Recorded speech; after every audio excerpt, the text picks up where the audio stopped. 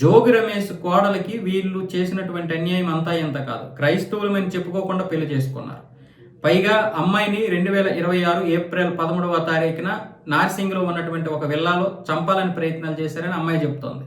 నన్ను చంపాలని చెప్పి చూశారు వీళ్ళు.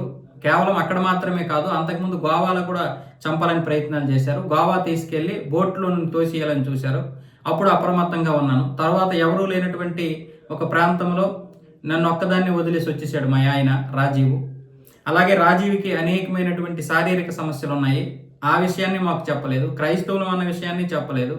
పైగా నన్ను చంపాలని చాలా వరకు ప్లాన్ చేస్తున్నారు. ఎందుకంటే మళ్ళీ 5 కోట్ల రూపాయల కట్నము, ఒక ఫార్చునర్ కారు, అలాగే అత్తకి ఆడపడుచులకి వజ్రాల హారము, ఇన్ని ఇవ్వాలంట. ఇప్పుడు ఇన్ని ఇస్తే నిన్ను హ్యాపీగా ఇక్కడ ఉంచుతామని చెప్తున్నారంట. ఆవిడ ఇప్పుడు నరకం అనిపిస్తుంది. వీళ్ళు దీపం పెట్టడానికి అమ్మాయి వెళ్తే అగరవత్తుల వాసనకి వాళ్ళు శవాల వాసన వస్తాయి అన్నారంట. మరి జగన్మోహన్ రెడ్డి ఇప్పుడు దీని గురించి ఏం మాట్లాడతాడు? ఏదో చిన్నపిల్లడు తెలుసో తెలియకో ముఖం మీద ఒక దిండు పెట్టాడు, కాళ్ళు చేతులు పట్టుకున్నారు అబ్బాయికి సహాయం చేసేటటువంటి కుటుంబ సభ్యులు. ఆ మాత్రం దానికే చంపేస్తారా? ఆ మాత్రం దానికే ఒక మర్డర్ కేసు పెట్టేస్తారా అని ఇప్పుడు అడగాలి.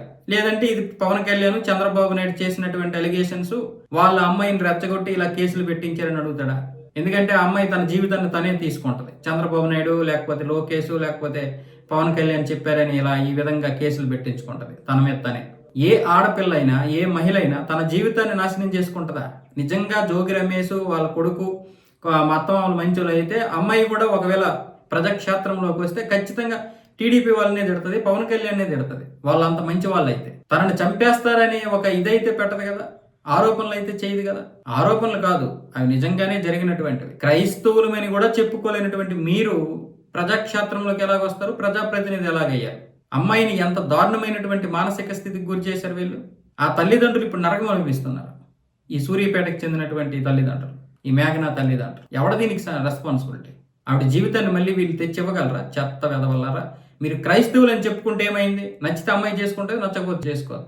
ఆ మాత్రం పిరికి పందలు అయ్యిండి, ఆ మాత్రం ఇది చెప్పుకోలేనటువంటి మీకెందుకురా పెళ్ళిళ్ళు? చంపేస్తారు. పైగా అడిగేవాడు లేడు.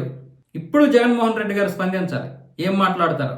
పాప మీద చిన్నపిల్లడు చంపాలని చూశాడు, చనిపోలేదు కదా, ఆ మాత్రం దానికి మర్డర్ కేసు పెడతారా అన్నట్టుగా వచ్చి మాట్లాడతారు ఇప్పుడు జగన్మోహన్ రెడ్డి.